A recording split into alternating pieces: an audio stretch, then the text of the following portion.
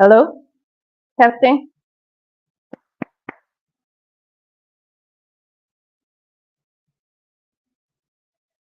Settings?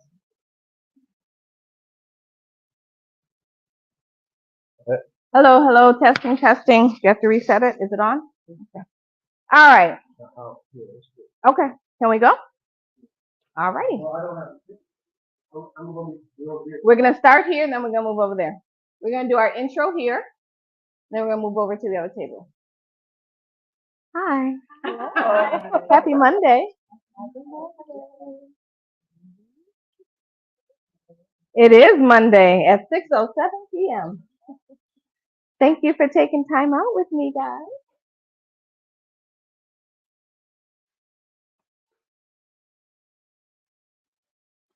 Okay.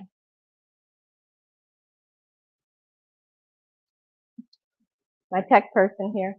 All right. Good evening, ladies. Good evening. My name is Chef Alexa, and I welcome you here today on behalf of REACH, which is a project of CIA Global, and Rita Hubbard Robinson with New Water and Associates. And I'm thankful that you're here. And we are going to be doing simple recipes that are plant forward, plant-based, plant forward, one of the two, however you like to term it, right, Bree? Can you all introduce yourselves for me? For sure. My name is Bree Hassan, and I'm a local food lover. I'm happy to be here. Local food lover. I love that. Okay. Loud voices. You gotta be like outside in recess.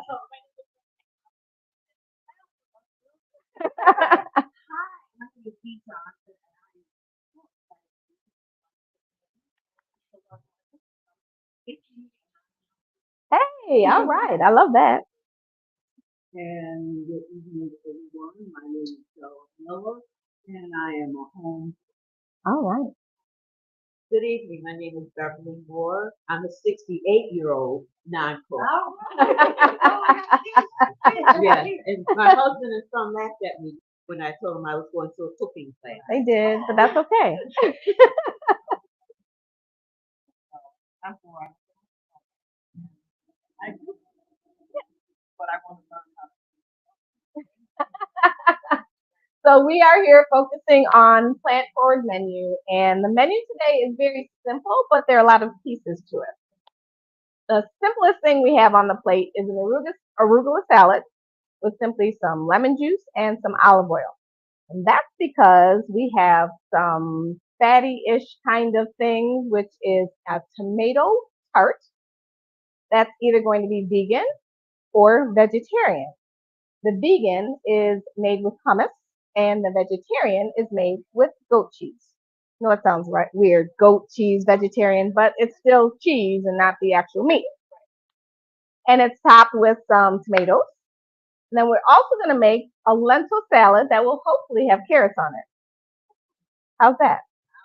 Sounds good. Okay, yeah. All right. Well, thank you all for cleaning stuff. We're going to head over to our stations on the other side. Take a bowl with you. Put this in the refrigerator. You're okay. You're okay.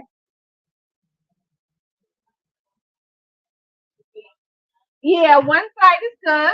Right on that side.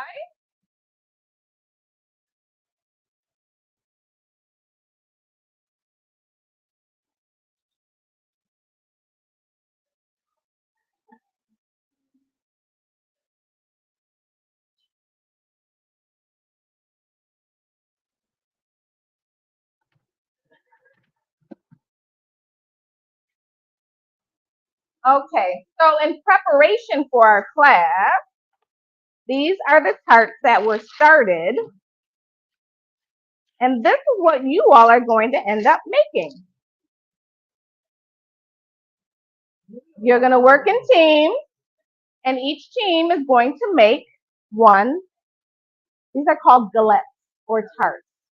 The reason why they're called galettes is because it's like a free-form pie, not in a pie tin. It's nothing fancy. You can literally make it sweet or savory, and it doesn't care what it looks like, so it tastes amazing. All right, so we're going to put these into an oven about 400 degrees, just like you would a regular pie. We're going to let them cook. We're going to set a timer for 15 minutes, and then we'll check on it. All right?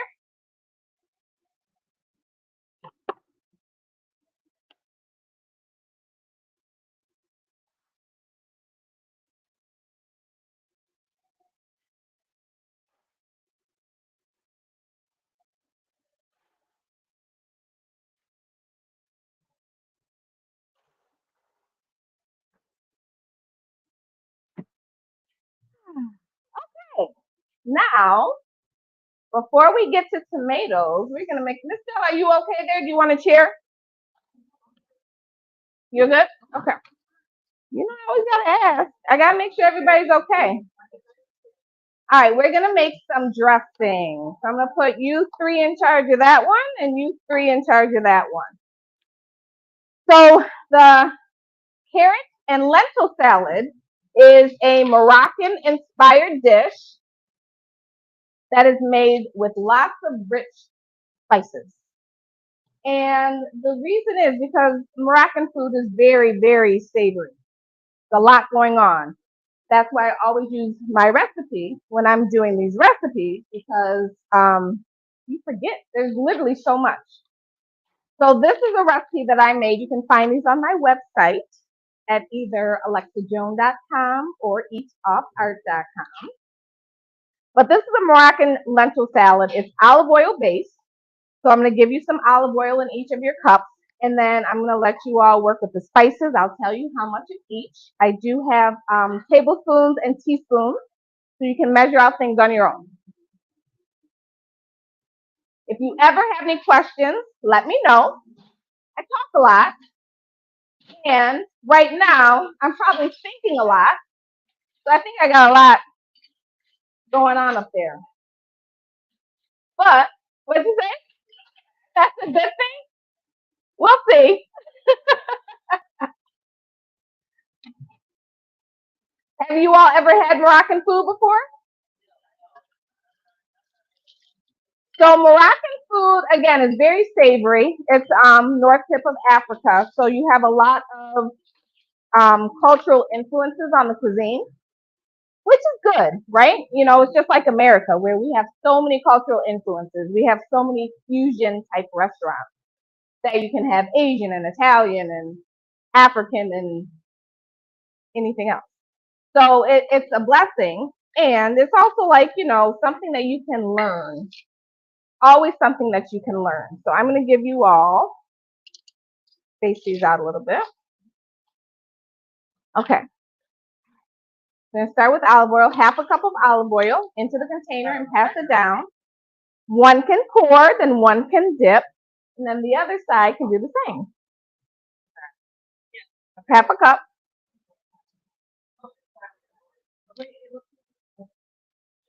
Is it exactly a half a cup? You need a little more? Quarter inch. Okay. What dip that those young people use all your olive oil. They use everything. I'm Bev too. Yep, right up to the top. Keep going, a little more. Don't be afraid. Then you're gonna pour it right into that container.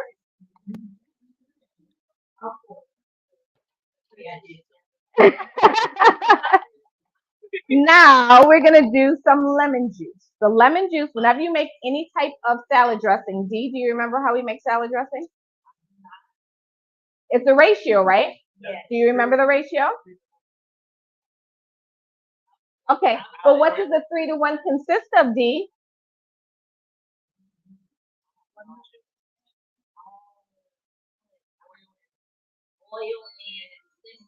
Yes, some type of acid. Vinegar, lemon juice, orange juice, something of the like, right? So that's what you want to do when you put your salad dressing together. The rest is simply herbs, spices, sometimes some mustard, because mustard is going to help emulsify or combine that oil and that vinegar. But today we're just going to roll with it. So you all are going to take 2 tablespoons of lemon juice and then pass the lemon juice down. And what the lemon juice is going to do is going to cut through the spices, and it's going to give that acidity that's necessary in order to make salad dressing. Nope, they have theirs. All right, the next is a tablespoon of maple syrup, right? Sugar. All sugar is sugar. Some are better than others. When you think about sugar, you want to think about reducing did you put 2 in there? You want to reduce the glycemic, you want to have something with a low glycemic index, right? So white sugar, a lot of white foods, high on the glycemic index.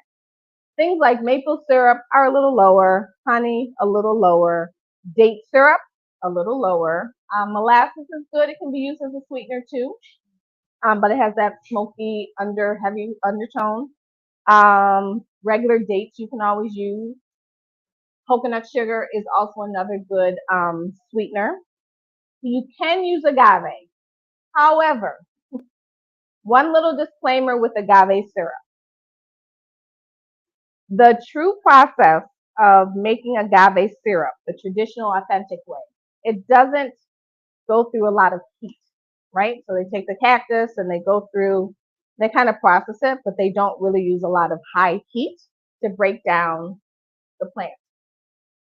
But when you start commercially producing things, in order to get high abundance, you have to add heat to that processing mechanism or, recipe so that you can get it done quickly and get a lot done.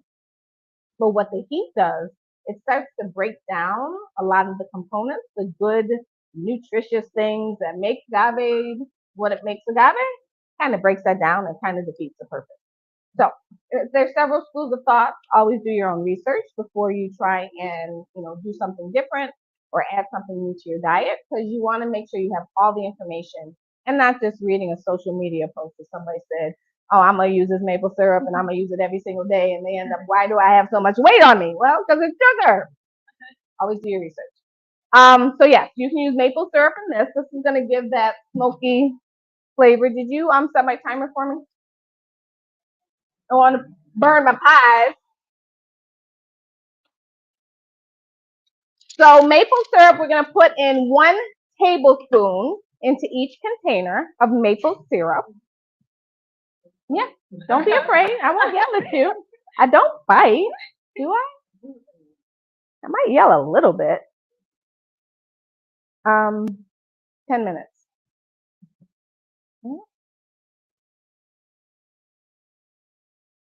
Okay, now we're going to do a teaspoon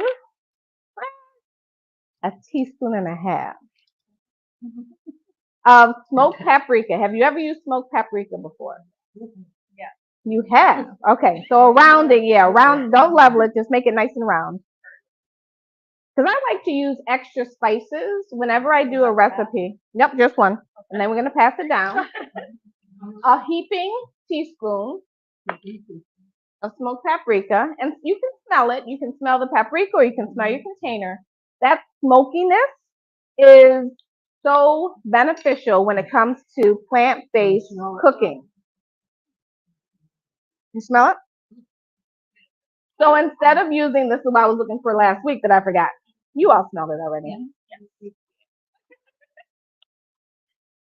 So this is what you can use in replacement of ham hock or that smoked turkey bone. It's going to give you that smoky flavor. And you can add more seasonings and things like that to it. You're going to add a teaspoon of the garlic. You can use the same teaspoon. I don't mind. Some people clean in between. I just kind of, you could have dipped it in. Yeah. Yeah.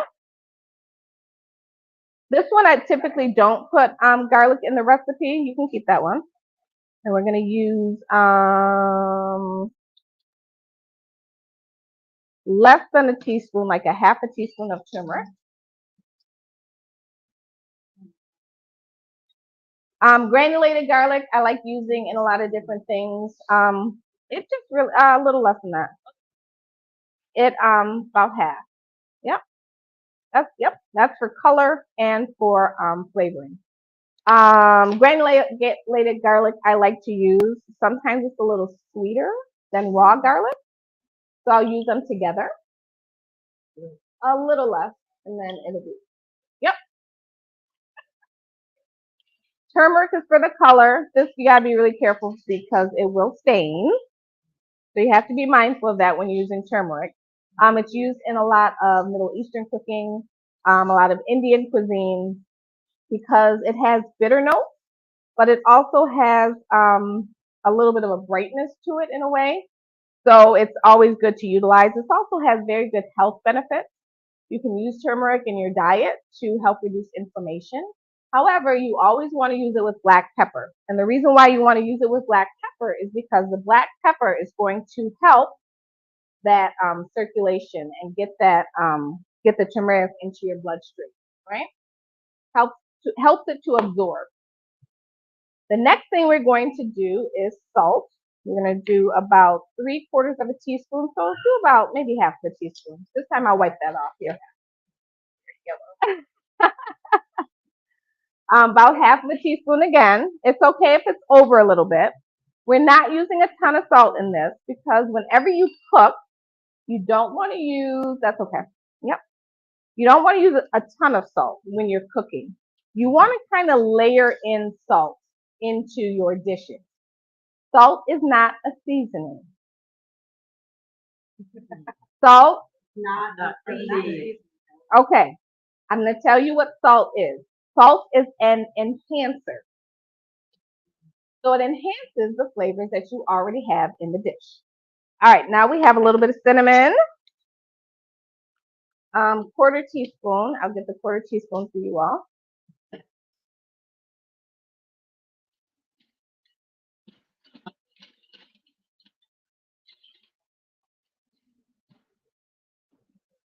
You okay? You're sharing? Okay.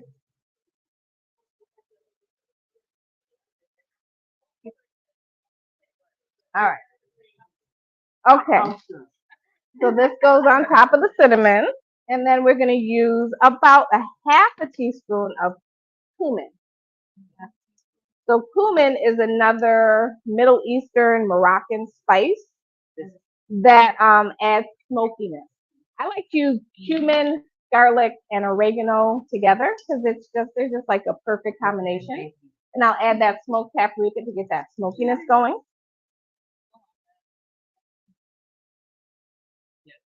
You, yeah, don't be afraid.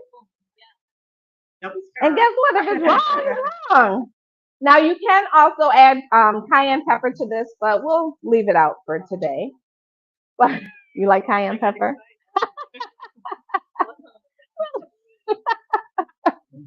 Woosah, woosah.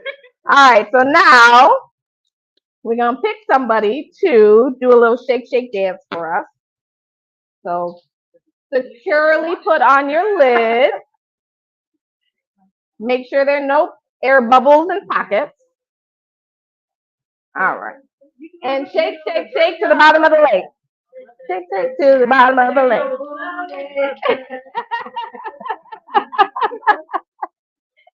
Exactly. I love it. See, you can have fun in the kitchen. Cooking is supposed to be fun and exciting and not a chore. All right. Shake it up, shake it up, shake it up. Okay. All right. Just keep shaking.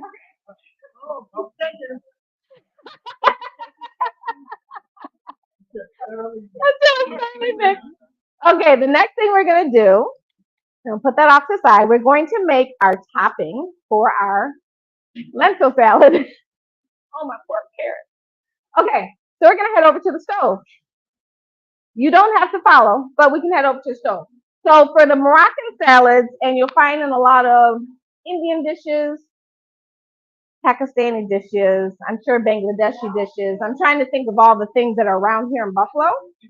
They always have they always have something that's in the salad it provides a textural component. And that's what we're going to do today. Aunt Bev, can you look in the refrigerator, that first refrigerator, left-hand side, and get the shallots out for me?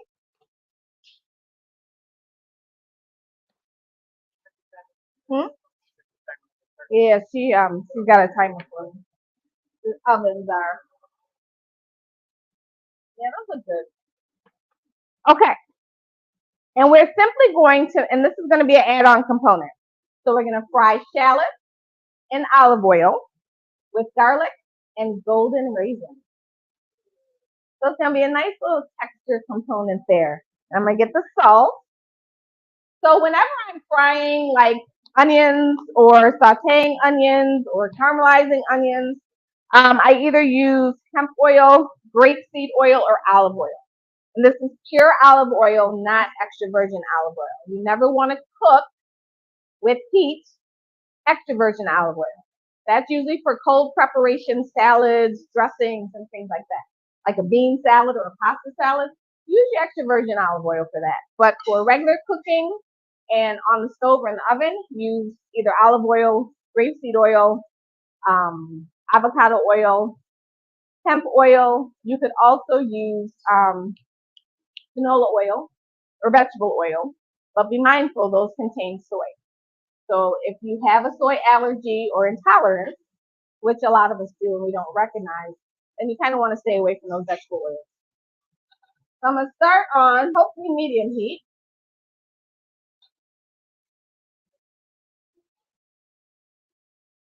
I want my pan to get hot first. I'm going to pour in my oil. Then I'm going to put in my shallots. I'm going to sprinkle a little bit of salt on them. What that's going to do is kind of help to soften and frizzle the shallots. And then I'll add in the garlic. You never want to put garlic in a hot pan by itself. Do you know why? Nobody? Because it's going to burn. And if it burns, you might as well just toss it because you're going to taste that bitterness everywhere. So just toss it. So you don't want to have that. You don't ever want to put garlic in the pan by itself. Either put it in there on top of onions, like the last part of the cooking, or if it's going to be on low heat, put the onions and the garlic in the pan together. That way, it's just the juices from the onions will kind of offset that garlic burning type of thing. All right, so we're gonna put on some oil,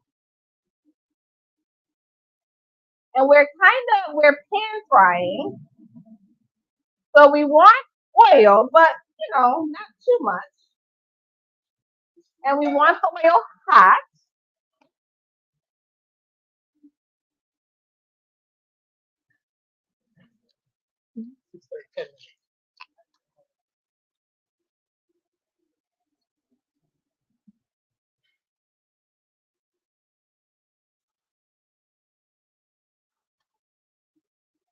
Can you give me 5 more minutes? Okay, so hopefully, now if you look at the oil in the pan, I don't know if you can see it from there, but you kind of see the ripple happening. See that little bit of ripple? That means your oil should be hot enough. I don't know if you can see that in TV land. So we're going to add in our shallots. Got a nice little pop going. You hear it? Yes, that's a dance. That's the dance music.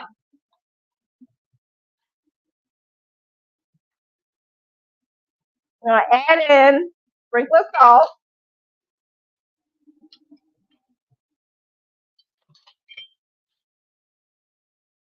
Out of curiosity, does anybody know why I have the shallots in the refrigerator after I slice them? Okay. A little history lesson and a little bit of old wives' tale. When it comes to onions, what did grandmas or great grandmas tell you to do with an onion if you were sick?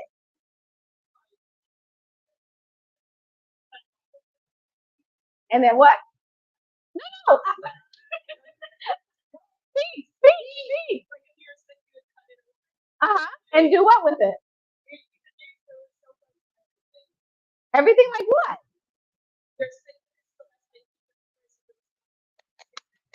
So the old wives' tale would say, if you're sick, put a half of an onion under your bed or put it in your sock, and that's gonna help get rid of that cold. Now there's truth to that. Okay, next story. Has anyone ever gone to a picnic and somebody served potato salad, and then inevitably somebody gets sick from the potato salad? What do they say causes sickness? Mayonnaise, getting warm. That's absolutely false. It's because there were probably onions in that potato salad and it sat out in the heat, not covered and not kept cold with like an ice bath or something like that. So that is what makes the potato salad bad because you're eating a lot. All the germs are being sucked into the onion from the air. Yeah. So that's why I always say if you're going to cut onions for your salad or for the week, keep them covered and keep them cold. You can keep them in the refrigerator or make a nice little ice bath. Get some ice from your freezer, sprinkle it with salt so it kind of remains solid a little bit, and then put your bowl of onions on top of it and keep it that way. It'll keep cold. All right, so these are going to start to frizzle. I'm going to check our tart.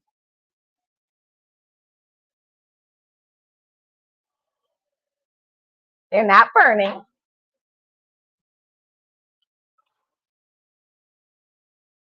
What they look like so far.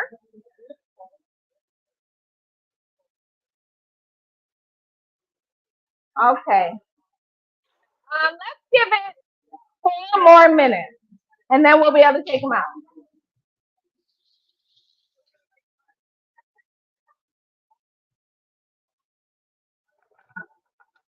So these, we kind of want to go through the transparency phase through to the brown or sauteed phase, almost to the caramelized, not burnt phase. So onions, you can do so much with. So obviously we can, and these are shallots. So shallot is, the flavor is milder from an onion. Kind of think a cross between like either onion and a leek or onion and garlic. So it's a milder onion flavor. And they're cute. So little balls of onion. But there are several stages when it comes to onions for cooking. The first is the transparent phase, where it's no longer opaque and there's a little translucency to them. That next phase is when it goes a little more, and it's still soft, but it gets a little brown on the edges. And maybe if you're making a hamburger or a smothered burger and you put those types of onions on them, then if you go past that, you're going to really start to see, and keep the heat on lowest, you're going to start to see almost, I don't really have caramelized since I'm going to fry, but almost like that. It's kind of starting to get brown and caramely on the edges. If you go like that and a little further, you'll start to see that, it gets soft. And that's what comes, how you make like onion jam or caramelized onions that you would put on like a baguette with some brie cheese or some fig or some sharp cheddar cheese just to give that sweet and savory flavor. I like sweet and savory. All right. Now let those frizzle a little bit.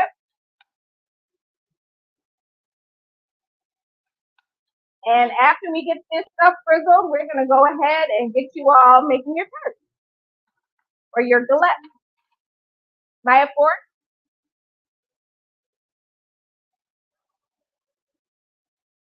How many?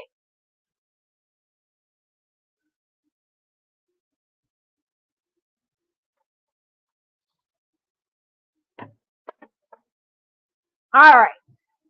So as I mentioned, we have two tarts. This is our vegan tart with hummus, spices, herbs, and tomatoes.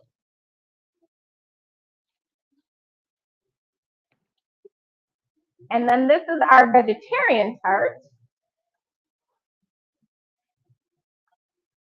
Everything except the hummus. And instead of hummus, we have goat cheese at the bottom. You can also do this with sharp cheddar cheese, a nice, rich, sharp cheddar cheese. Okay, we're going to let those cool. Come back to our frizzling shallots. All right, see the frizzle starting to happen? You want to come closer if you can't see. I really don't bite. I know I talk loud. Huh? Yeah. Oh, he's all right. My cameraman is the best, so he knows what he's doing. All right, so now you want to hand me the garlic. I'm gonna add in the garlic.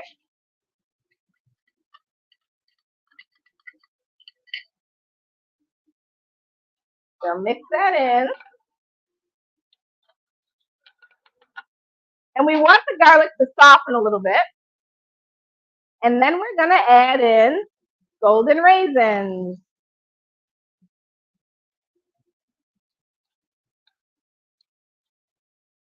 No questions? Nothing? Okay, all right. You all know I like questions. Huh? Okay, I'll take that one. What'd you say? Waiting for the taste test. Okay. All right. So we're gonna add about, I don't know, I made about triple the batch of lentils. So we're gonna add in about triple the batch of raisins. So about a cup. Whenever you're following recipes, I always say follow the recipe first, the way that it's written. And when you start getting comfortable with cooking, then push the envelope. And like double the spices, right? Not double the salt, because salt is an enhancer. So you don't want double the salt, but double those spices.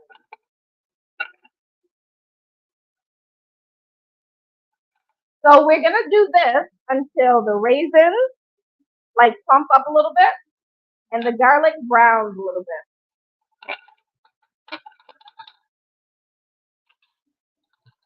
Okay, so I'm gonna put this on low. We're gonna go back to our station, and I need a designated cutter. And line up in your group.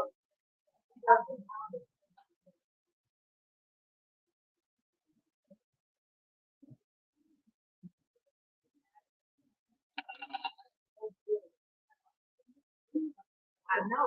See, you know. Okay. Two, two, and two. So we're gonna put this here. I'm sorry.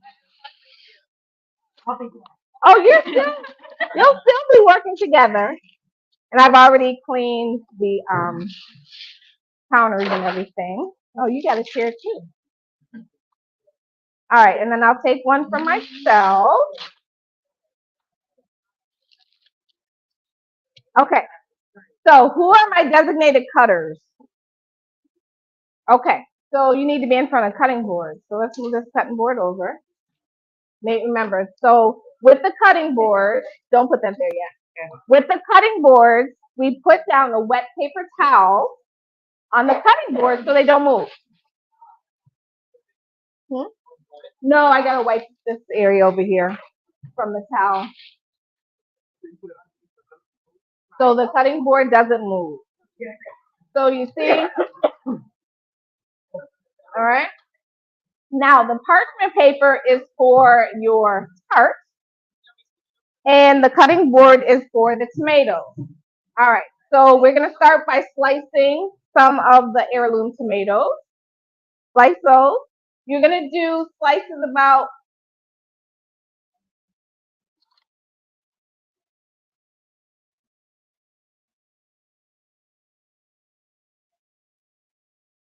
that thick. About that thick. Now, I gave you all a serrated knife because when you're cutting, tomatoes specifically, you want to use a serrated knife. What that serrated knife is going to do is allow you to cut through the skin. So you're just going to start simple cuts. And these knives are very sharp, so please be mindful. So go ahead, start cutting those.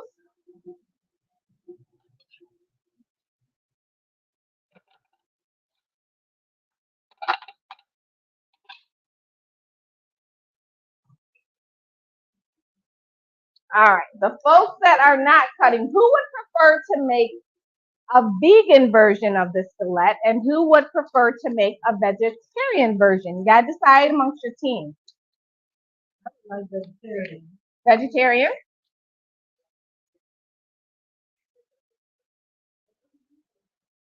Yeah. No cheese? No. No cheese. That's a vegetarian. Ladies? Vegan. Vegan. All right. And can you go in the refrigerator on the left-hand side and get that box with the gluten-free? I need to try to get this out. Nope. Oh. You got it? Oh, right. Look at those beauties. And could you also get the goat cheese and the hummus for me?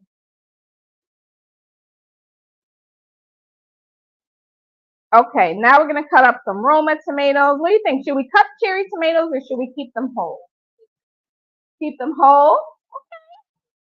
And guess what? You all can do the same with these. You all in your own group can decide what you want to do. So if you want to cut your tomatoes, you can cut them. You can use this cutting board. And if you want to keep them whole, you can keep them whole.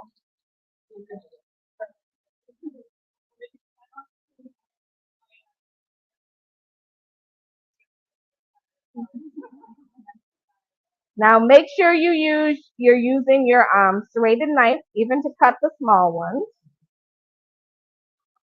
Now for produce, what I like to do is when I clean my produce, I like to clean in a basin of water, and then I will fill it up with either vinegar or baking soda.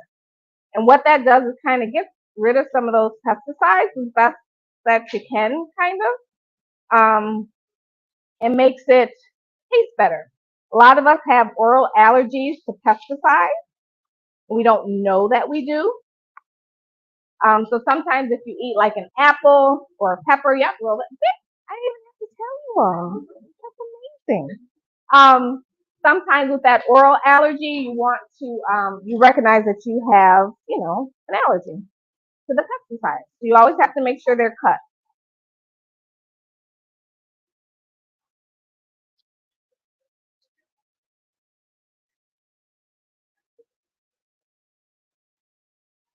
Okay. You're gonna use this, and you're also gonna make 5 of those. So I'm gonna get you a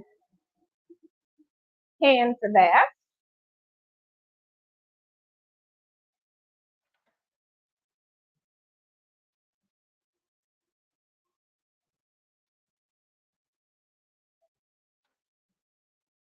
So you're gonna open up the tart pan when you're done cutting the tomatoes. The tart box, rather, the gluten-free one. So we do have a gluten-free sensitivity. So we can't use the regular pie shells. We're gonna actually use some gluten-free mini tarts. So put the mini tarts on there.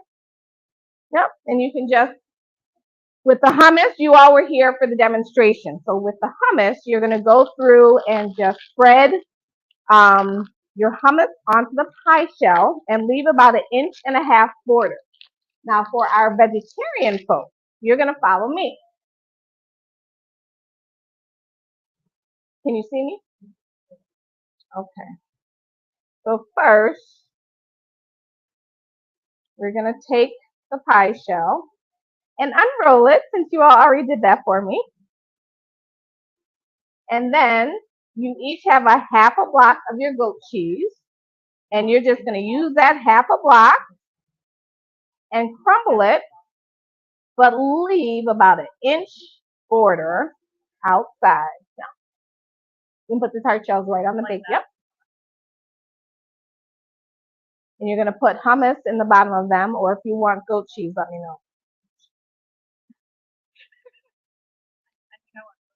Okay, I'll give you some goat cheese.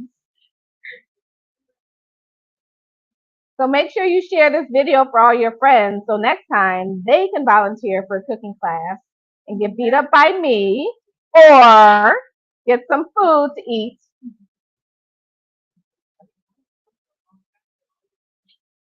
Oh, that's right, because I used to do the AARP one. That's right. Well, we have proof. Yes, making a masterpiece. All right, I'm gonna cut that for you.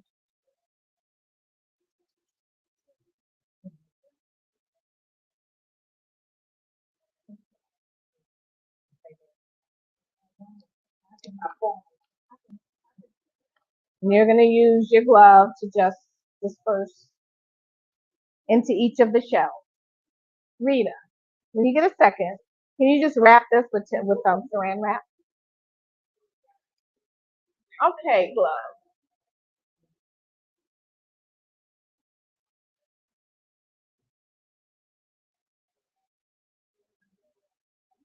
Okay. Yep, a little less of a border, so spread it out a little more.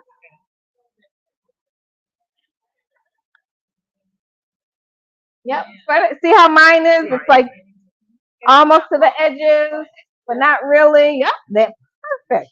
We're not going for perfection, but what you're doing is perfect. All right, so next we put on granulated garlic, and just, until the ancestors tell us it's enough. You can take off your gloves. I'll give you another one. You, those are medium gloves. Does anybody need large gloves? What do you think?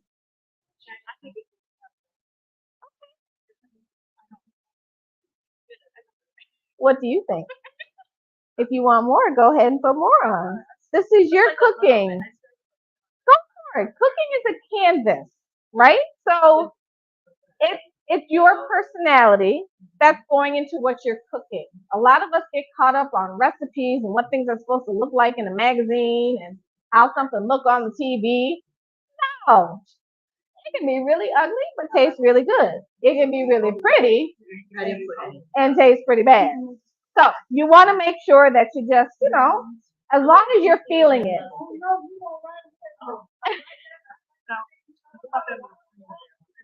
That's okay. That's part of the tomato. But if you don't like it, you can take it off or not, or not use it.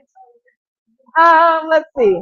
Okay, we're also gonna put some dry Italian seasoning on and some dry basil. Again, until they tell you to stop. Now, basil, when it's dried, has more of a sweeter flavor to it. When it's fresh, it kind of also has that sweetness to it, but not as much. Um, okay, I'll use that. Okay, and then we're gonna give the spices to our vegan and gluten-free combination over here.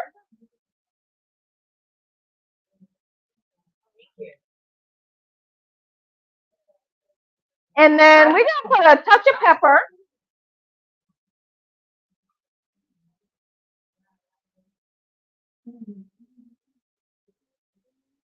Did I put pepper on yours? No. And if you do something that you don't like, guess what? You're not gonna do it next time. But you're not gonna know until you do it. Yeah. Okay, now we're gonna have some fun. We're gonna go picking. You're gonna take, I'll show you in a second. Teacher's pet.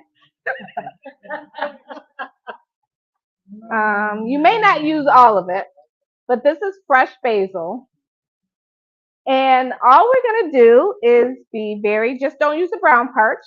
As with grass and vegetables, there's always going to be some brown parts. But roughly break it up with your fingers and just sprinkle it on your tart.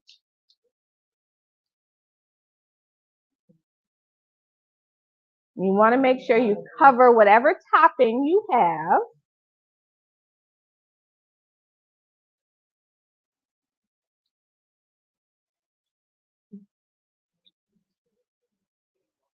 Yep, take it right off the stem. They can be large pieces. They can be small pieces.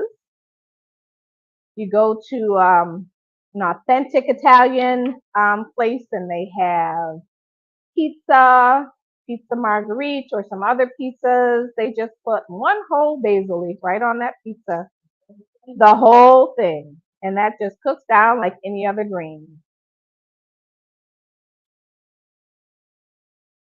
How we looking? Make sure it's even across the whole thing. Renee, how you doing? Okay.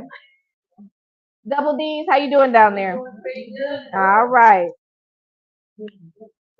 Double D's. You all want whole tomatoes or cut tomatoes? Yeah. Yeah. Yeah. Okay. If you want any of the cherry tomatoes, you can cut some of those or leave them whole. Bree, you're gonna want to cut. Oh, you cut up your tomatoes already.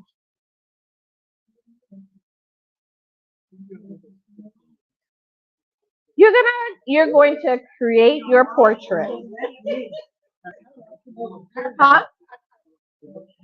Oh, the little tart? Yeah, they're gonna put them. Yeah. Okay. Oh, yeah. Okay, now you're gonna have some fun with your tomatoes, and you can wait for me to show you, or you can go ahead and do it on your own. I've given you the ingredients, but we're gonna take maybe a handful of the cherry tomatoes and sprinkle them around. Yeah. Oh yeah, this is your cutting board.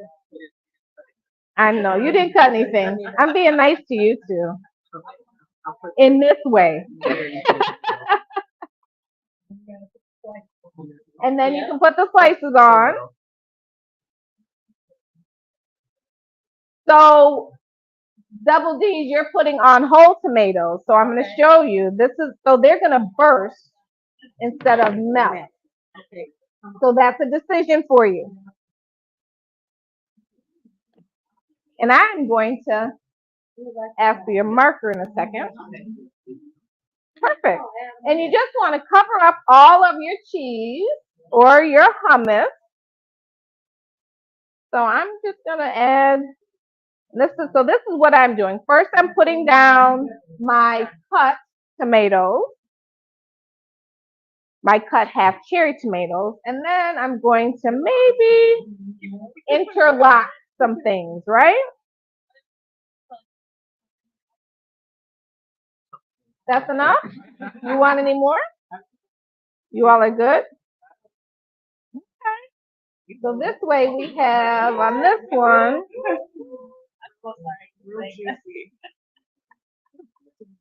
And if you really like tomatoes, you can put on as many as you like. How's it looking? Okay. Now yours is gonna cook a little differently because you don't have really a top on it. So we're gonna have fun with that. Okay. All right. Now this is what we're gonna do. We're gonna see how that one folds. Because let me show you what I'm gonna do. So I'm gonna take one side of my pie crust and I'm gonna fold that like inch border over. You might be able to. I'm gonna do it from this side. I'll start with two for you since you all got. Okay. All right, so you're just gonna keep gathering. It's like pleats. So you do the one side, yep, and then you do the other side. And you kind of press that corner to make sure it sticks. Then you're gonna do the next. Oh, you all are piling on the tomatoes too. Okay. You all like tomatoes. I love it. No.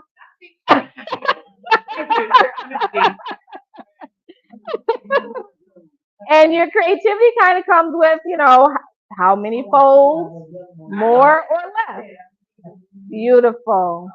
Now I'm going to sprinkle a little bit of salt. First, we're going to brush your sides, and then we'll sprinkle a little bit of salt onto your.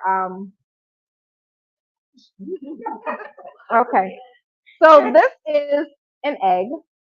a whole egg with a little bit of just literally a pinch of salt in it to help break up the albumin and everything. And this is going to help brown your crust.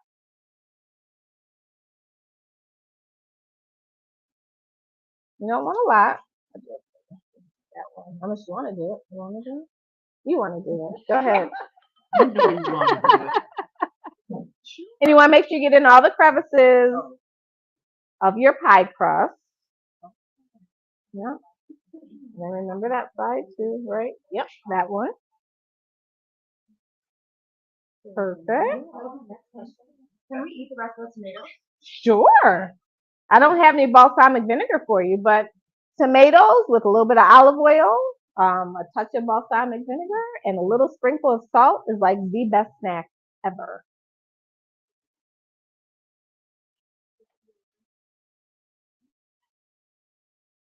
So what this egg is going to do is, again, make that crust golden brown because we don't want a beige crust. We want golden brown. Yes. All right. There you go for your crust. Yeah, I had tore this one off, so I had to go brown. And then you may want to try and just dab a little bit on the mini tart shells. All right, now we're going to take a little sprinkling of salt and just sprinkle it around the entire thing. You don't have to use everything I'm putting in your hand because it's probably going to be too much. Oh, you don't have to use all the salt. You just got to sprinkle it all around the tomatoes and the crust. Ooh, that was too much. You got it. Okay, well here, here's a little bit more. Salt is an enhancer. So, and actually the salt is going to make those tomatoes sweeter. Have you ever heard of putting salt on watermelon? Yeah. What does it do? You don't do it? Or the water, or watermelon and feta salad? Yeah. And then add in some dill or some peppermint or some basil. And that feta and the watermelon, that combination just makes everything sweeter. Very interesting. Huh? Yes. Yes. So the last thing we're going to do is sprinkle some Parmesan or Reggiano onto your outside crust.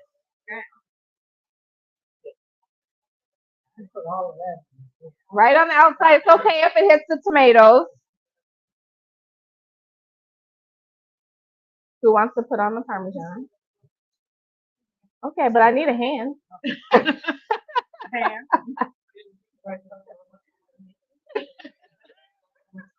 Yeah. Okay. And you all are going to put the Parmesan on the little tarts? Yep. That works.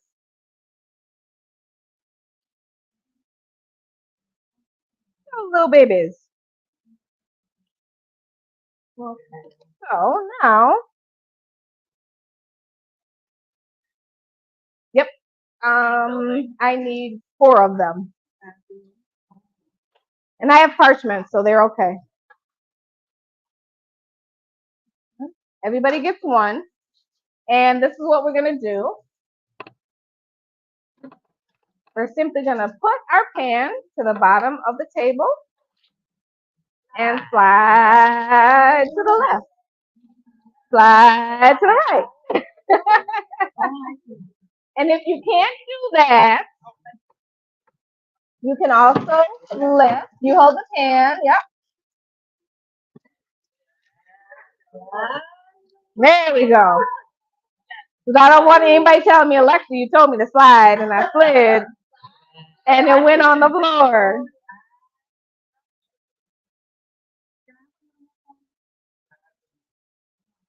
You are, I see you, D. Yeah, right there in the middle. Oh, in the middle? Yeah. There you go. All right. So I'm going to use your marker, production manager. J and B, B and B, and D and D. Thank you. And we're gonna pop these in the oven. So can one of you follow me with your pan?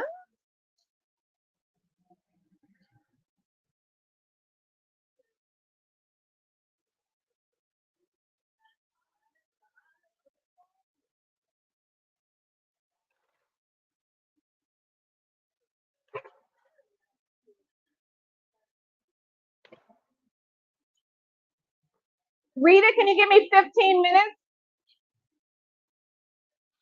Typically what we like to do is put the left back into the oven, into the refrigerator for a little bit, just to try and get,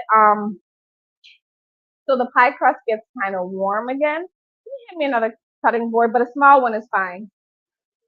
Yeah, but a small one is okay. It doesn't have to be big. Okay. That's the tomato rolling on the ground. Okay, so now we'll clean up just a little bit. Put these back in the refrigerator. And this, and the hummus. So we'll straighten up just a little bit here. Hmm? Yep. Hmm? Yeah, we can throw that out. And I think we're going to try and wipe down the table just a little bit for presentation purposes. Hmm? Is it wet? Yeah. Here, I'll use this one. Yep. I'm going to get all the cheese and stuff off. Oh, careful, careful, careful. You could actually just give them to Miss Rita. One thing with cooking classes, you always want to try and clean as you go. It doesn't always happen that way. We work it out. When I was doing these classes over COVID and we were on Zoom, it was easy to keep classes to an hour because it was just me. And, I didn't have other hands. So, I could always want to allot yourself some more time because, you don't know. More days on here. That's okay. You don't know who you're working with, right? It's like the wolf pack. They always make sure that they have a leader in the front. They put their elders in the middle, but they always go as fast or slow as the slowest person or the slowest wolf. So that's what we like to do with our classes, just to make sure everybody has an opportunity to ask questions and understand what's going on. And there's no right or wrong. All right. Hey. All right. Now we have our lentils. These are two types of lentils. We have a green lentil and we have a whole red lentil. Has anyone ever had lentils before? Well, of course, but do you know the difference between the lentils? It's textural. So some textures, if you want a soft lentil, as if you're going to be making a lentil burger, you want to use the green lentils because those are softer and they're going to allow you to kind of mash them up if you're supposed to make a vegan meat. If you wanted something with more substance and you wanted to make sure that it had a bite to it, a French lentil or a green lentil. So we use both. We just mix, your hand is your greatest tool. So we mix the lentils just like as if we had a spatula. When I cook the lentils, I always add in garlic, whole, not chopped, and a bay leaf. And that's going to flavor them. There's no salt in these lentils right now. Sometimes I'll put a half a cup of, or a half of a onion in there. You get 6 of those out. And you all can taste the lentils by themselves. Like I've had lentils before, I know what they taste like. But the reason why I'm doing this is so that you can taste the different stages of the dish.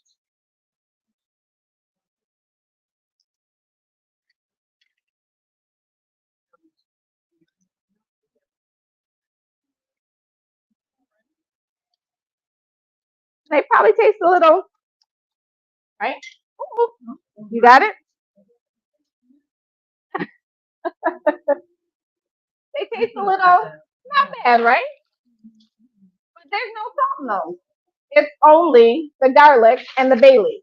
That's the same way I would cook my rice. Now, let's taste. Oh, you all finished all the lentils already. Let's taste our salad dressing. Give me your cups again.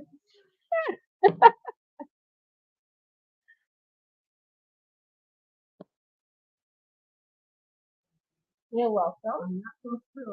And if you do, we got more. All right, now this is one I made earlier.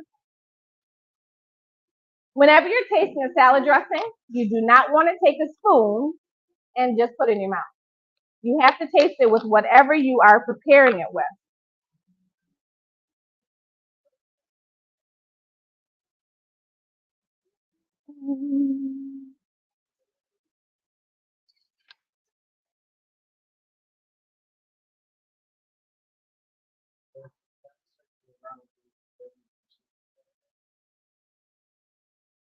Galette.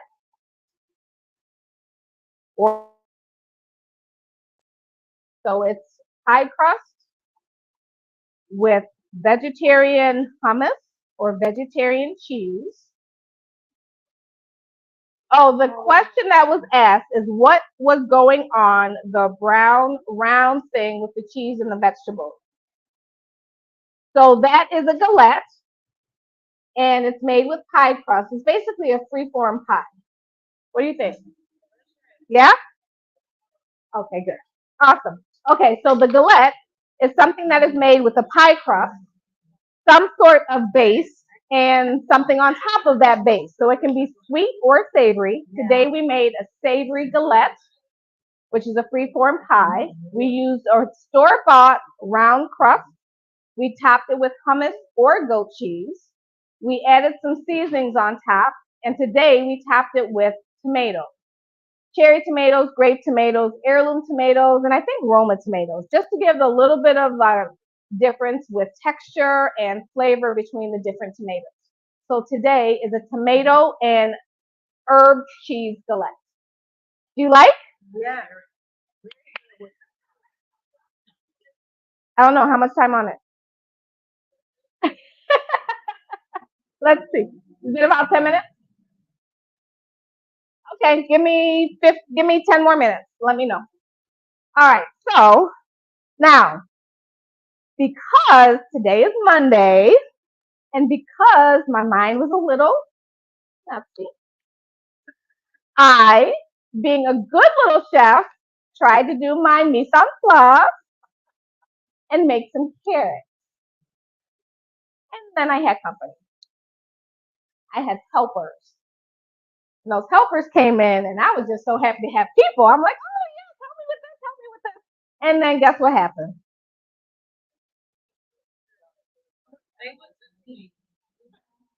All right. So taste one from the edge, taste one from the middle. If it tastes too burnt, we'll just use the ones in the middle. Because this is what happens in the kitchen. Now, what we did was we sliced up the don't eat them all.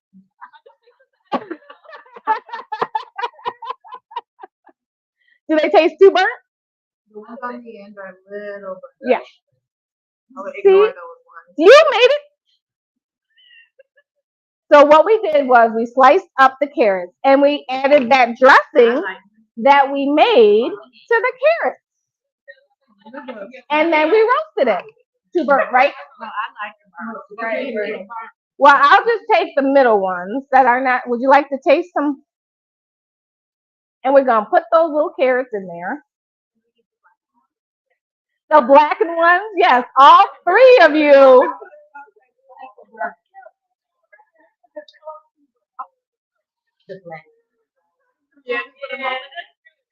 You heard the elders, right? That's what the elders said, huh? Now we're going to add in, you remember this? Smell it. Aromatic.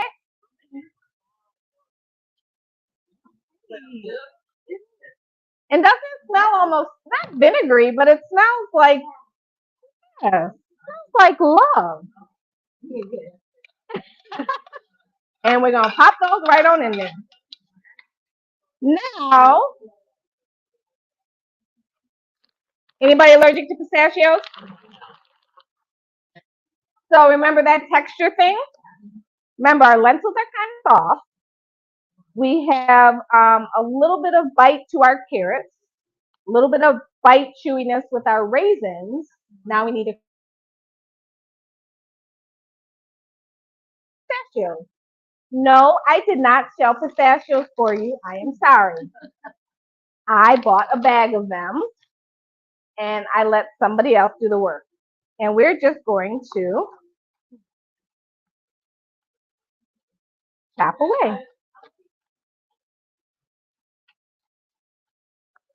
And now notice how I'm using my knife, right? I'm not going all wild. Sharp. Knives should be sharp.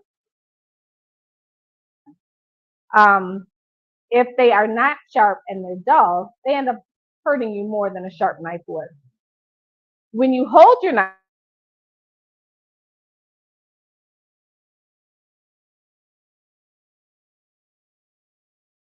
extension of your hand. A knife should be an extension of your hand. You don't want to do this because you don't have any control over it. But when you grip it the right way, you have control. When you're chopping and mincing, you want to put your hand on the top, the back of the knife, so that you don't lose control, especially when you're chopping something small. When you're chopping something larger, then you can go ahead and make sure you tuck your fingers and chop that way. But this kind of makes sure that the blade doesn't get out of control. Anybody ever had pistachios and raisins and lentils in a salad? So this is like your first time with it? I love that. I think that's amazing. Okay, and then I'm gonna need you all to get back to shake, shake, shake in your dressing.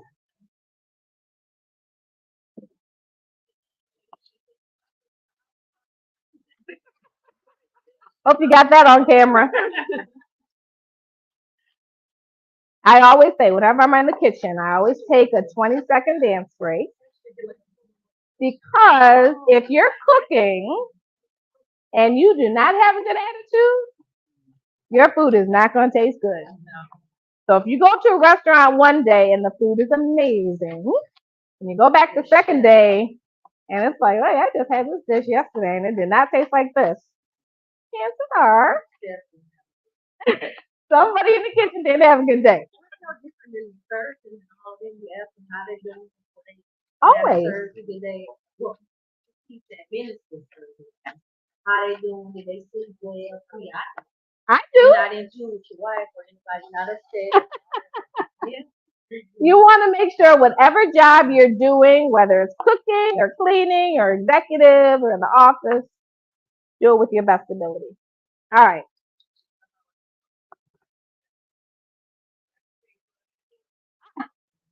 And that is another great way to do that. And I try and do that, but sometimes I'm like, I'm just cutting one thing, so I'm just gonna go ahead and use my knife. Oh my gosh. And whenever you want to clean something off of your cutting board, you want to use the back of your knife. If you use your blade, you're going to dull it. All right. Is anyone allergic or doesn't like the flavor of cilantro? All right.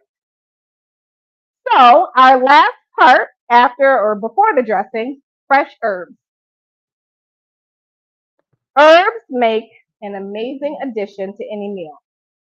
Some people say cut off the leaves. I say use some of the stems. The stems have flavor too. So we're just going to cut up a couple pieces off the cilantro. You don't want a lot of woody stems, but if some get in there, that's okay, because it's not going to hurt anything. And you're going to chop that up.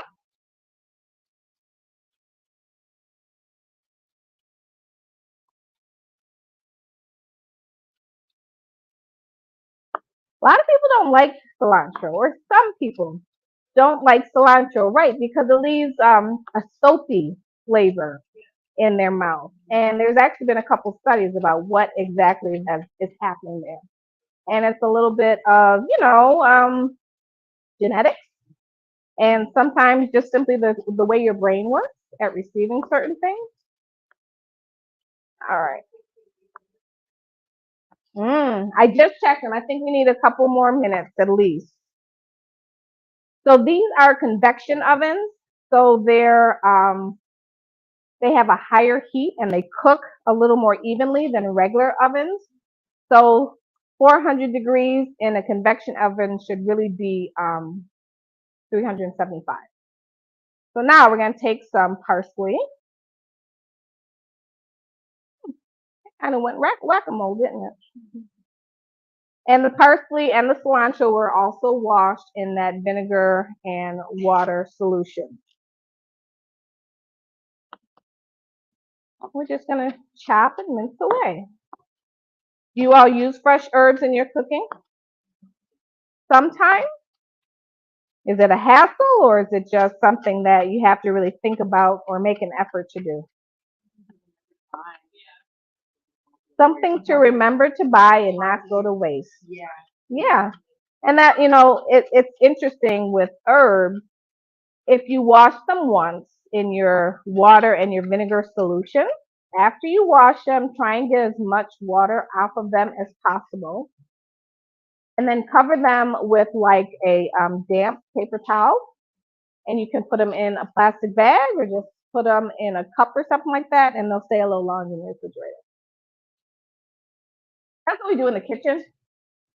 Just to preserve things. It's similar to how we do salads. So we wash it. We cut our lettuce, we wash it, make sure it's really dry, and then we put it in a container with paper towel on the bottom.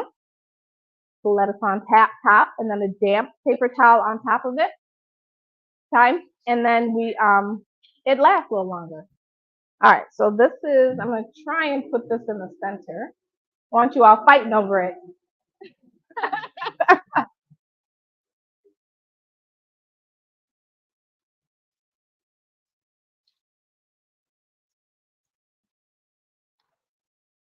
And I'm turning the pans in the oven to make sure everything is cooked evenly.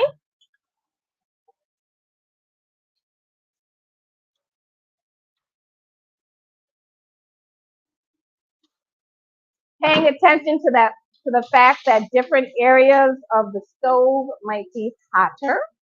So it might take longer for some sides or some positions in the stove. Add a little bit of dressing.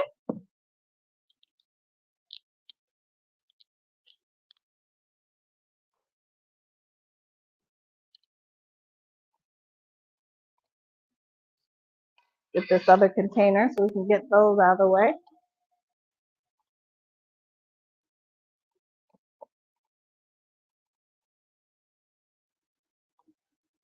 Mix them.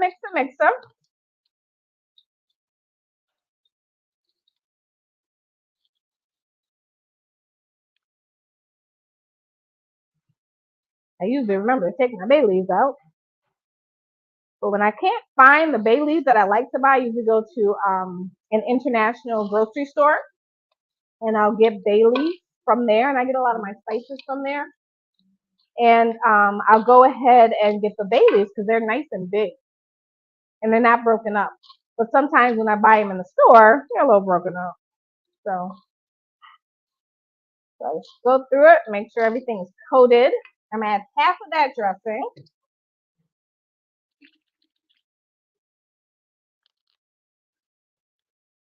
Can you? Oh, thank you.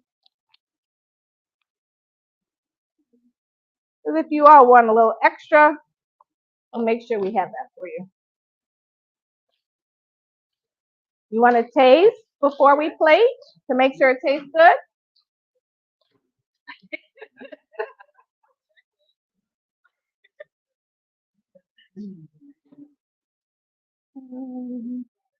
Yeah.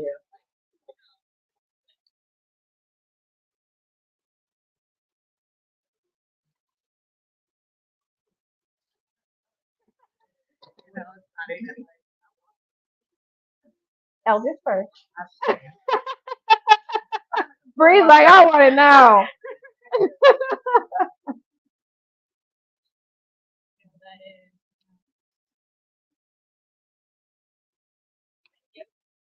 that good? Is that a good look? Yeah. Awesome. All right. So we are going to plate it up, and that's pretty much it. We have our pre-cooked tarts. Your tarts that you're gonna take home are cooking. We're gonna split them in half for you. We have containers for you to take them home. We have extra pint containers for you to take home any salad that is there. And we're also going to give you a little bit of arugula to kind of cut the spicy and savoriness of the salad and the tarts.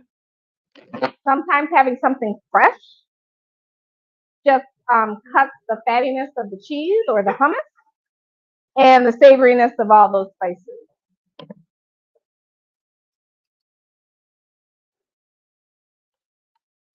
All right. These are your tarts. So this is a vegan one. This is a vegetarian one. You'll have to wait until we're done. I'm going to clean my knife.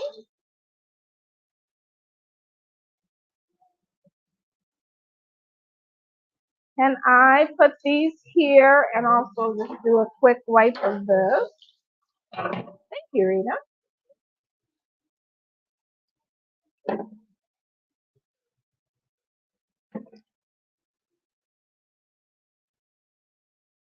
Okay, we have 1, 2, 6, 7, 8. So what I'll do is I'm going to cut each of these into 8.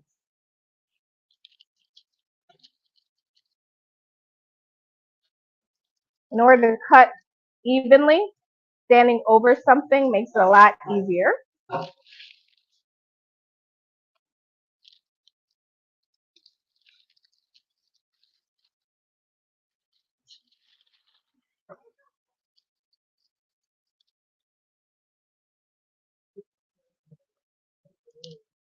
I love that. Thank you. Ah, that is so wonderful. Let's hope this part turns out that way too. Oh my goodness. I love it. I love it. I love it. I love it. All right, now if you all will hand me your plate, and I'll take your tasting cups.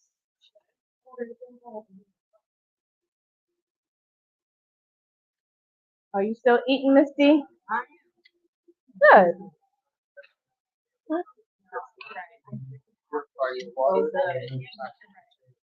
Yeah, so a comment online was that cilantro is used to remove impurities and toxins. So thank you, Auntie Leslie, because you brought up a good point. Sometimes if you do taste soap, you might have something going on that, you might need to just get checked out, right? Some toxins, we all have toxins in us. It's just a natural thing. So sometimes those overpower your taste buds, and that might be why you're tasting soap. You could also make cilantro water. And cilantro water, even parsley water, basically you're just boiling water, putting in the cilantro or the parsley, letting all that green come out. So maybe about, I don't know, 30 seconds to maybe about 2 minutes to blanch it. And then you take that out and then you drink the water. So some people overseas will do that. When I was in Italy studying, they did that a lot. So they would cook, they would blanch parsley for certain things, but then they'd end up drinking the water. I'm like, what are you doing that for? Because it's good for you. I'm like, really? Are you sure? But there's a lot of truth to it. Yeah, are you sure? All right, so we're going to plate restaurant style. This needs to be wiped down. When's our next class? I don't know. We gotta talk to Rita and Dee. All right, so I'm going to let's plate nicely here. Let's make it a little fancy.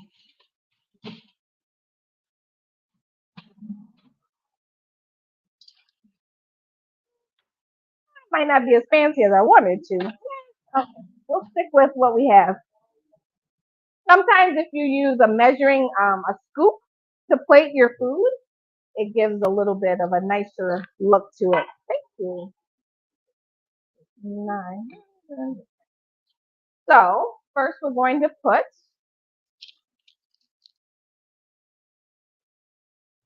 little hearts for each kind. Now remember, these tomatoes were not cut. So we have that little burst of tomato. Everything should be seasoned appropriately. I will not be offended if you need to add salt because everybody's taste buds are different. And whenever you're cooking for a lot of people, you don't want to add a lot of salt because you want them to be able to finish adding salt at the end to enhance their own dish.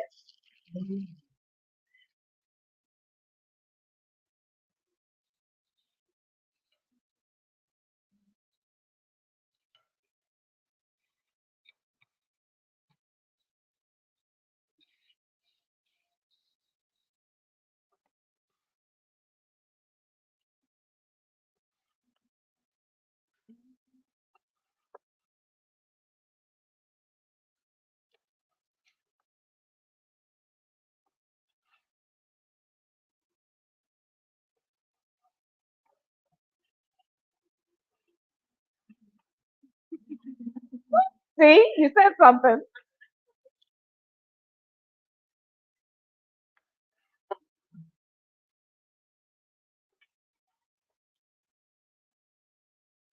That can be yours. All right. Now we're gonna add a little bit of your lentil salad. So glad you all like this.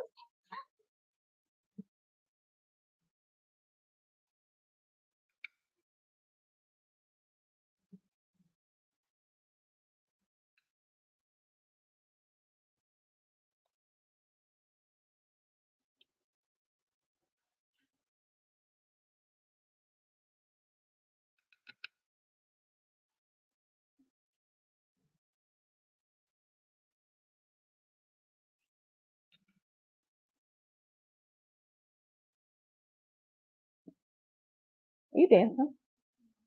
He's dancing. I don't mind it. I like it.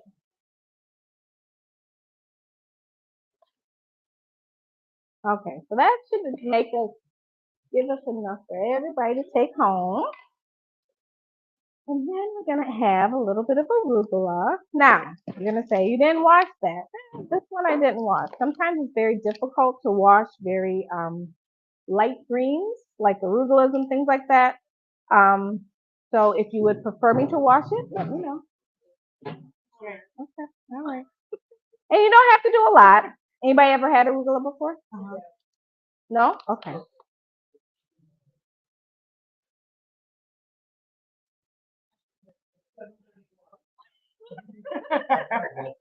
Yep. Can you check to see how brown those are, Rita, for me, please?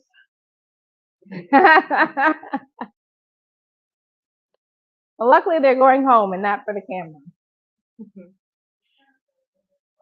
Okay, golden is good. The top one? Okay. The little tart? Yep. You think so? Okay. All right. And then How are we going to dress the arugula? We're going to keep it real simple. We're going to add lemon to brighten the dish.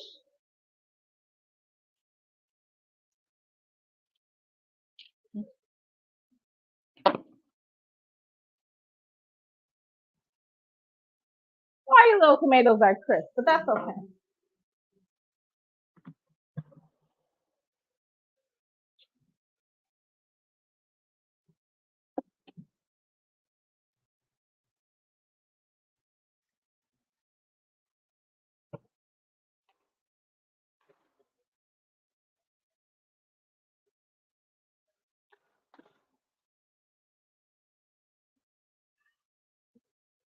5 more minutes, please. Okay. Now what I didn't do is wash my tomato right quick because I'm going to give you all your own little square or piece of tomato. So you can put it on your lettuce as you like. You may not want any on your lettuce. Lemon. What did I say? Lemon, tomato, tomato.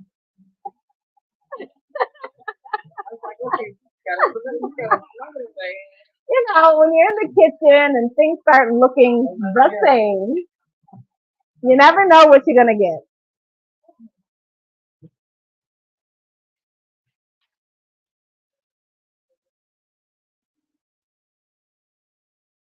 All right, so cutting up the lemon. I'm not going to get super technical here. But some people say, oh, you're supposed to cut a lemon a certain way in order for it to be juicy. I don't know. We all know how to use our fingers and we all know how to squeeze. So we're going to do that.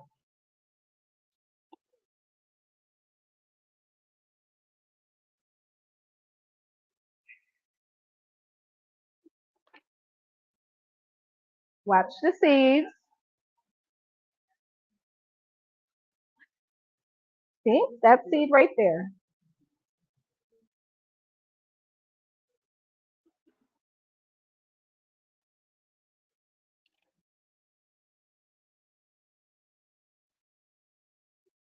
And then the last thing we're going to do is just sprinkle with extra virgin olive oil on the arugula. Now you can also put the arugula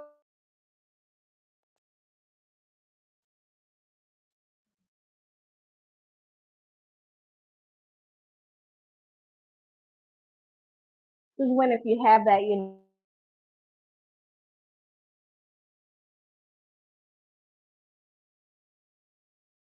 use that straight out of the bottle and put it on your salad with just a little bit of vinegar or lemon or orange or pomegranate juice or tart cherry juice. You can even use those things to make up your salad dressing. How's it look? Okay, so what we have here is our savory tomato galette. One is vegan version with hummus, a garlic hummus. The other one is vegetarian option with our goat cheese. Both are herbed or spiced with Italian seasonings, basil, and garlic. We have our Moroccan lentil and carrot salad with some yumminess in it. Raisins and shallots and carrots and pistachios and herbs. And then we have our simple arugula salad. Thank you very much. Bon appetit.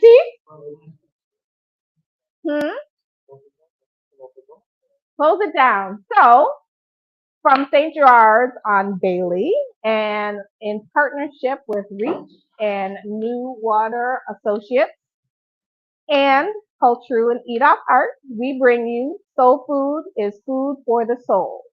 Not because it's down home cooking with a lot of sugar and salt and everything else, but because it's cooked with love. It's cooked to sustain our bodies and to energize our bodies. So that is Soul Food.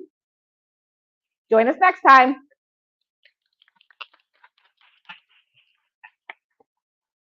Okay. We have forks and knives. You all can eat here. You can eat at the table. You can pass it down. It's completely up to you.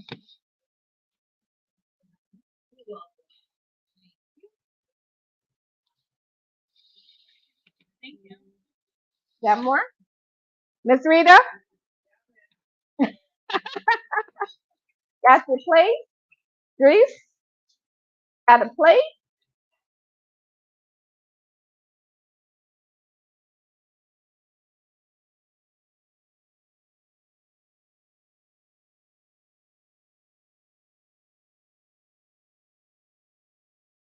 Now, the cool thing about this Gillette, you can have it warm right out of the oven or room temperature or even cold. It's like pizza.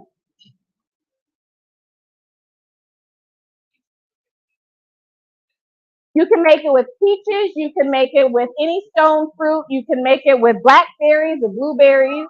You can make it with roasted vegetables.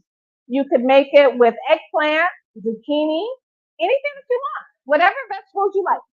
What do you think? Yeah? Yes, napkins.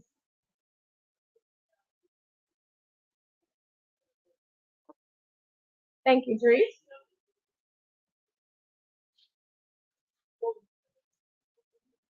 See, exploding tomatoes. Yes. Be careful of the exploding tomatoes.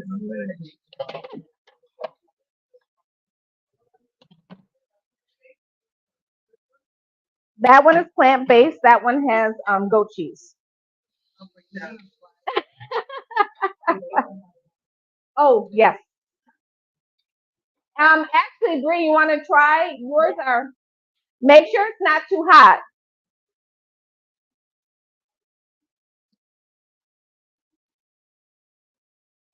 And there are beverages with cups as well. Anybody wants a can? Yeah. No? Make sure it's not too hot. Okay. Okay, you want I'll bring ice cream for lunch. Yeah. Awesome.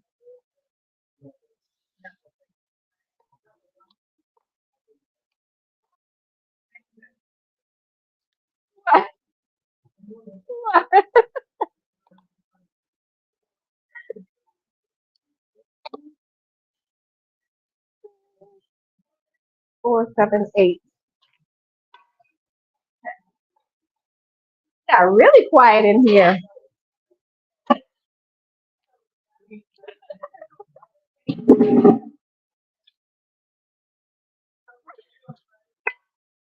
don't know what happened, Dad. What'd you do?